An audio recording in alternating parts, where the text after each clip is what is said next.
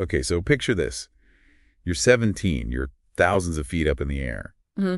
And, well, things go very, very wrong. Like your plane is literally breaking apart around you wrong. Yeah, that's basically the reality for Juliane Koepcke, 1971, lands of Flight 508. Crazy, right? Totally. Yeah. And get this. She was the only survivor. It's one of those stories, I mean, the odds of surviving any plane crash are slim, but to survive when the plane disintegrates midair, it's almost unbelievable. It really is. And then, on top of it all, she had to face the Amazon rainforest. Yeah. It's a survival movie waiting to happen. Exactly. So let's break this down. The plane is coming apart. She's plummeting 10,000 feet. How does anyone even live through that? Well, and this is incredible. Juliane was strapped into her seat when the plane broke up. Experts believe that the seat itself acted like a rudimentary parachute, slowing her descent just enough to make the impact, survivable. Wow. Okay, so surviving a 10,000-foot fall is terrifying enough, but I've got to ask, what are we talking about force-wise on impact? It's hard to compare to anything else, really. Imagine, if you will, being hit by a car going insanely fast. That's the kind of force we're talking about. Wow. The human body can be incredibly resilient, but to withstand that kind of impact, it's still incredibly, incredibly rare. Absolutely. And somehow she's on the ground in the Amazon, injured, alone. I can't even imagine. Yeah, she had a broken collarbone, deep cuts, and you have to factor in the disorientation. This is someone who had just gone through something unimaginable, and now she's in the middle of the Amazon, which, let's be honest, is not exactly known for being forgiving. Right. Dense vegetation, predators lurking everywhere, poisonous insects, and, of course, the constant risk of infection.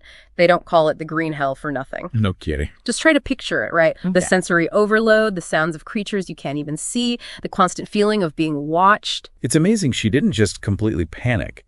It's a testament to, well, the human spirit, that she actually used the survival skills her parents, both biologists, had taught her. And here's the kicker. She followed rivers downstream to try and find civilization. I mean, that's straight out of a survival manual. It's not just a movie trope. It's actually incredibly effective.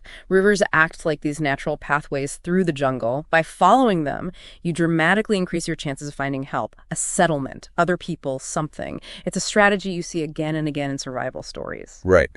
It's like our instincts can kind of take over in these extreme situations and guide us. Totally. And we're talking 11 days in the jungle, 11 days facing constant hardship, hunger, dehydration, the ever-present fear of what might be around the next bend. There's even this incredibly vivid detail in Juliane's story about a maggot infestation in her arm. Ugh, okay. See, that's where I'd lose it. I don't think I could handle that on top of everything else.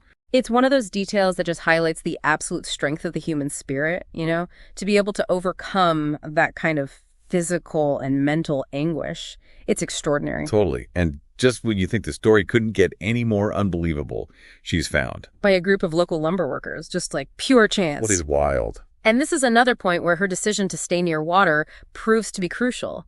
It's a beacon for potential rescuers, a sign of life in this vast, unforgiving landscape. Her story is just incredible. It really drives home the power of human resilience, and it shows how important even, basic survival knowledge can be. It can make all the difference. Right. What I find particularly impactful about Juliane's story is that it's not just this extraordinary tale of survival, but it also underscores just how crucial preparedness and resourcefulness are.